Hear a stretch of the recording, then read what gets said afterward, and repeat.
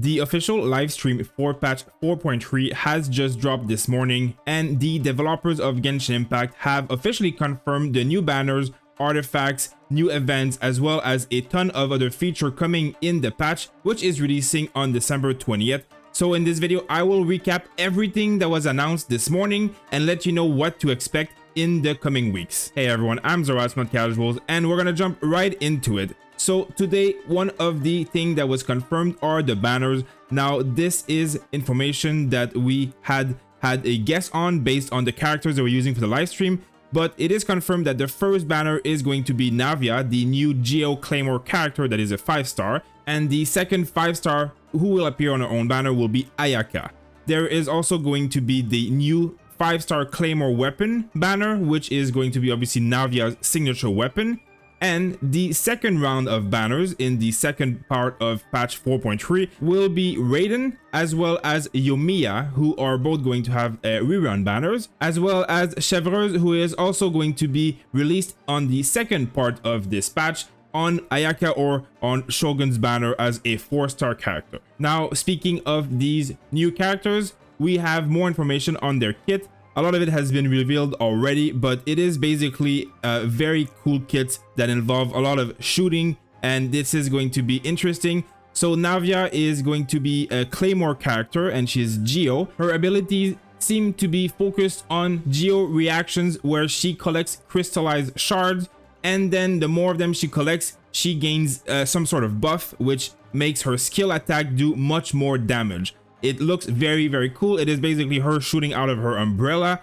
So we'll have to see exactly how that is, but it is one of the recent hero to use crystallized shard reaction, as it is quite rare in Genshin Impact. So it will be very interesting to add this to the meta. Now, her burst looks like a very interesting and very amazing cannon fire AoE, where she calls basically a zone around her to get shelled by cannon mortar for quite a long time. So it looks like it's going to be a very strong AoE, very large radius damage kind of ability. So she looks like a very, very interesting character, which could impact the meta quite significantly. CHEVREUSE, on the other hand, is a 4-star Pyro Polearm character. She is basically a sniper with a long rifle and has a lot of very interesting effect with her ability and her burst. So she seems to basically be able to take aim and shoot from quite far. This has multiple different effects, from explosion that pushes the enemy away to a buff that heals herself, as well as she offers extra reactions when combining Pyro and Electro together, which is going to make it so that she will want an Electro character in her party, and what she does create seems to be extra damage as well as extra fire effects.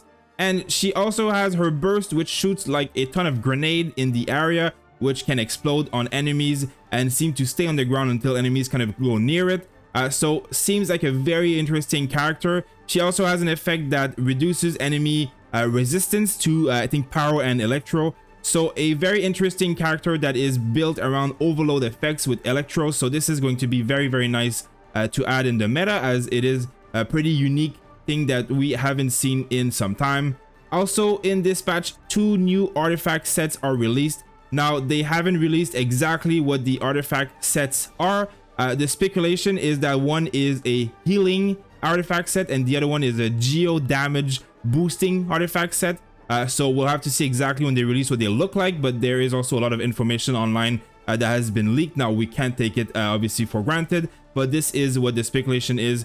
And you can kind of tell from the graphics of these artifact sets. There is also going to be a massive new event called Roses and Muskets, which will have 4 different activities and reward a new 4-star Claymore, which is called the Ultimate Overload Mega Magic Sword, as well as its special refining material. So this is going to include 4 activities. One of the activity is basically a shooting target activity where you aim and shoot different things.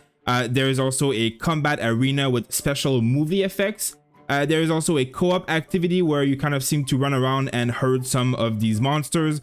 And lastly, a filming picture event where you're taking basically like good clips of certain characters in the world of Fontaine.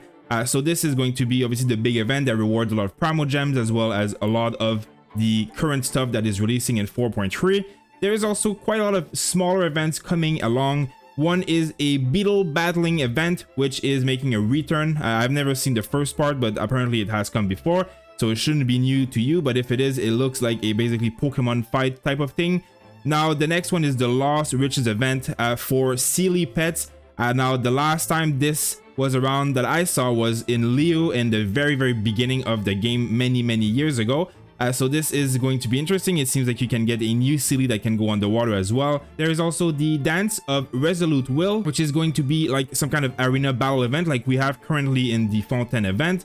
But this will also include NAVIA as a trial character, so it will be fun to test her out properly in this scenario. And also Libin, the wandering merchant guy, is going to show up for more daily commission and Primogem rewards, so nice value there. And lastly, another TCG event is coming, including new card, new opponents, new monsters, as well as a heated battle mode, which is a fast-paced mode with special rules. Now, in terms of other stuff, we also have a story quest for NAVIA, of course. Lastly, they have confirmed all the system optimization. Now, my last video went over exactly what all these optimizations were, so I'm not going to go into details, but they are very nice quality of life changes to the game, basically making a lot of stuff easier. So when you're collecting materials, collecting expedition, collecting crafting, ingredients, all that kind of stuff, instead of collecting everything one at a time, there's going to be a collect all button for all of that stuff. So this is going to be making your life much simpler when you're doing this daily grind stuff, as well as artifact optimization, which are massive for the way you can filter them, the way you can upgrade them. You can also upgrade weapons much faster. You can upgrade characters way easier and way faster without all the clicking on the books and all that kind of stuff.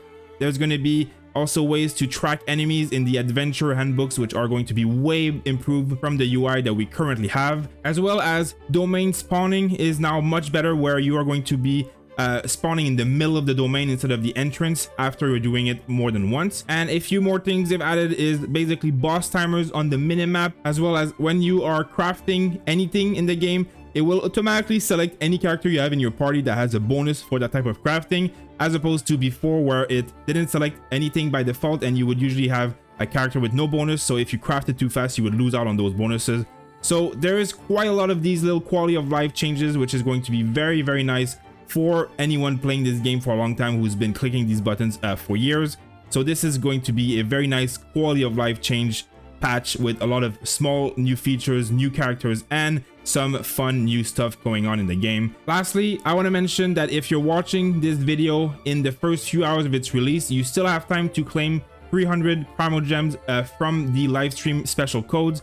I will put those codes in the description and the comments. They do expire quite quickly, so make sure if you watch it, make sure to redeem them as soon as you watch the video. And otherwise, there will of course be many more Primogems to be earned from all of the events coming in this new patch. Let me know, what do you think of this patch? What's the feature that is the most interesting to you, or which character are you looking forward to add to your teams the most? Thank you guys for watching, and I'll see you on next video.